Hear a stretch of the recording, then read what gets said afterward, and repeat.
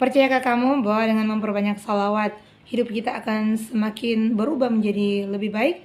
Bahkan dengan memperbanyak baca salawat, rezeki kita mengalir seperti air sumur yang tak pernah ada henti-hentinya. Dan percayakah kamu, ketika kamu memperbanyak baca salawat ke Rasulullah, insya Allah Allah lindungi kamu dari hal-hal yang tidak kamu inginkan seperti musibah dan segala sesuatu yang tidak baik. Aku pernah ada di posisi hampir saja terkena suatu musibah, namun alhamdulillah Allah selamatkan aku. Ada beberapa musibah dan yang paling yang sangat-sangat berkesan adalah terlepas dari musibah kebakaran. Kamu penasaran? Mari kita simak. Assalamualaikum warahmatullahi wabarakatuh. Salam pejuang keajaiban. Hari ini aku akan berbagi testimoni seputaran keajaiban dari membaca salawat hingga akhirnya aku tidak sampai mengalami musibah kebakaran. Namun sebelum itu, bagi teman-temanku, saudara-saudariku di mana saja berada yang ingin mengirimkan testimoni, bisa kirimkan ke nomor WA aku 082195054507. Insya Allah akan aku bagikan, aku sharingkan ke teman-teman yang ada di luar sana agar bisa memotivasi dan agar mereka bisa menjadi pejuang keajaiban. Singkat cerita, aku ini adalah seorang pedagang buah musiman yang tiap kali musiman buah mangga aku memang pengusaha itu. Suatu hari aku sedang jualan dan seperti biasa aku sambil salawatan. Dan di posisi karena sudah kelelahan, di jam 1:30 siang suamiku itu berbaring dengan anak aku dan hanya aku sendirian yang sedang menjaga jualan kami. Dan di sana aku benar-benar tidak tahu karena akan ada kejahatan. Tiba-tiba Allah mengingatkan aku bahwa ada seseorang yang ingin berusaha untuk mencelakai aku. Terus saja membaca salawat karena waktu itu hujan rintik-rintik dan salawat sambil menjaga dagangan dan melihat ke arah suami dan anak yang sedang tertidur pulas di tempat jualan aku. Tiba-tiba perasaan aku menjadi tidak enak. Aku menengok ke kanan ke kiri, tidak ada siapa-siapa dan jalanan sangat-sangat sepi. Namun aku pun tidak melihat ada kendaraan satupun yang berada di samping kami. Ternyata Allah yang maha baik, ada seorang lelaki yang berusaha ingin mencelakai aku. Mungkin karena dia melihat aku sedang duduk sendirian, dia tidak melihat ke arah sebelah kanan bahwa suamiku sedang tertidur karena terhalang dengan tirai. Tempat usaha kami itu belum jadi, kami itu hanya memakai tirai untuk menutupi bagian tempat untuk tidur mereka. Jadi aku sambil salawatan duduk-duduk dan menunggu orang-orang untuk berbelanja di tempat buah-buah aku di hujan rintik-rintik di 1:30 siang itu. Alhasil ketika aku salawatan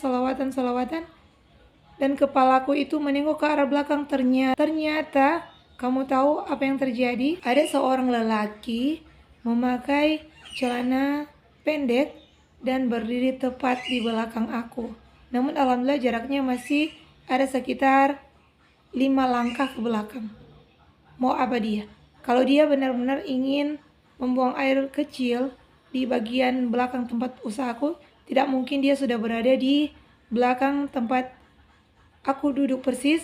Aku melihat dia, aku berteriak dan dia langsung lari. Ternyata waktu itu motornya sudah dia standby di sebelah pepohonan yang sedang berdiri di tidak terlalu jauh dari tempat usahaku. Bayangkan, dia sudah berniat untuk mencelakai aku dan alhamdulillah Allah tolong aku dengan asbab sholawat yang aku dawamkan. Wahai saudara-saudaraku, ketika kalian dalam posisi apapun, jangan pernah lepaskan salawat. Insya Allah, Allah akan memberikan kalian keselamatan. Mungkin dari itu belum ada orang yang berbelanja, namun alhamdulillah Allah datangkan pertolongan yang lebih dahsyat daripada belanjaan tersebut.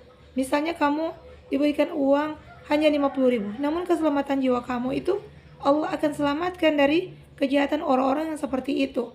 Dan ada pula ketika aku sedang jualan sendirian di tempat usaha, tiba-tiba seorang laki yang naik di motor berwarna merah, motor Vario, dia datang, dia bertanya berapa buah-buahan yang aku jual, namun matanya menghadap aku, dan ketika itu aku spontan seperti ada yang mengingatkan bahwa ini adalah pelaku hipnotis. Ternyata benar.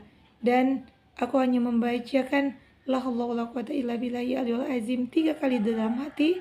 aku sentakkan kakiku 1 kali di bawah dan aku baca Allahumma sholli ala sayyidina wa ala sayyidina Muhammad. Tiba-tiba dia hampir jatuh sendiri dari motornya, padahal motornya itu sedang berdiri, tidak berjalan. Kamu bayangkan, dia ingin menghipnotis kita, namun hipnotis itu kembali kepadanya. Karena posisi aku waktu itu sendiri pula di tempat usaha dan jalanan sangat sunyi, dan alhamdulillah Allah selamatkan aku yang kedua kalinya. Dan hal yang paling sangat-sangat menakjubkan, ketika aku ingin ke tempat usahaku, karena terburu-buru, selesai sholat duha, aku ingin minum air yang hangat dan aku panaskan air di wadah kecil di kompor gas aku. Dan alhasil aku lupa sama sekali, lupa. Dan aku sudah berangkat ke tempat usaha. 3 jam sudah berlalu dan kamu tahu apa yang terjadi? Aku tidak ingat sama sekali kalau aku sedang memanaskan air waktu itu.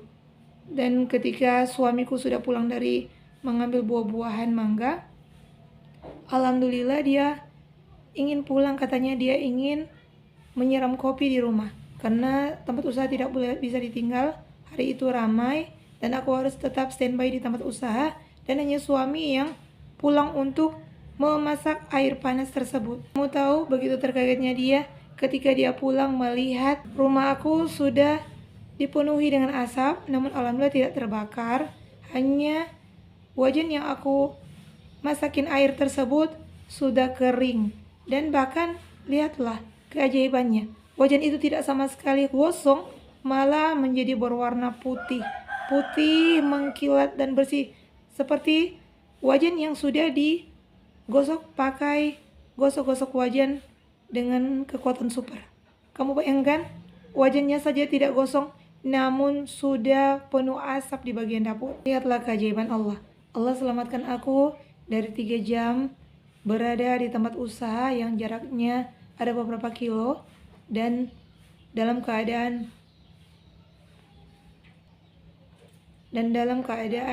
kompor yang terpasang. Oh, Masya Allah, luar biasa. Alhasil wajan aku pun tidak hangus dan tidak gosong, malah menjadi putih mengkilat. Jika kamu berada di sini, bisa kamu jadikan wajan itu untuk mencermin wajah kamu, itu sangat-sangat terlihat. Bayangkan kedahsyatan membaca sholawat. Jadi jangan pernah meninggalkan sholawat, karena ada nikmat di setiap sholawat. Dan yakinlah, ketika kamu memperbanyak baca sholawat dan di hari itu kamu belum dapatkan apa yang kamu inginkan, insya Allah Allah ganti dan Allah konversi dengan bentuk yang lain. Seperti kejadian ini, ketika kita meminta segala sesuatu kepada Allah yang lain dan ternyata ada hal yang paling terbaik menurut Allah, yaitu Allah hindarkan dari segala musibah. Jangan pernah meninggalkan sholawat kepada baginda Rasulullah. Insya Allah kita akan diselamatkan dari segala hal. Jangan pernah meninggalkan sholawat kepada baginda Rasulullah. Insya Allah kita akan diubah menjadi manusia yang lebih baik, hati yang baik, pikiran yang baik, pandangan yang baik, dan semua yang baik-baik. Bahkan Allah akan datangkan dengan orang-orang yang paling terbaik dan pertolongan yang paling terbaik. Sholawat itu sangat-sangat ringan menurut aku, karena kita bisa kerjakan di waktu apa saja. Sedangkan kita bisa mengerjakannya di waktu kita tidak suci seperti sedang haid. Jadi tidak ada alasan jika kamu tidak akan bersalawat. Mulut kamu bisa mengerjakan salawat, ibadah yang paling dicintai oleh Allah ini, di mana saja, kapan saja kamu berada, dan dalam keadaan apa saja. Pernah merasa bosan, teruslah bersalawat. Salawat apa saja, salawat yang kamu bisa, salawat yang kamu rasakan cocok dengan kamu, seperti salawat Jibril, sallallahu alaihi Muhammad, sallallahu alaihi Muhammad. Tentunya bisa dikerjakan di mana saja dan kapan saja. Kamu tidak perlu untuk begini dan begitu untuk mengerjakannya. Sambil kamu nyuci piring, sambil kamu mencuci pakaian, menyapu, membersihkan rumah, ataupun kamu memasak, ataupun kamu sedang berdagang. Itu lebih baik.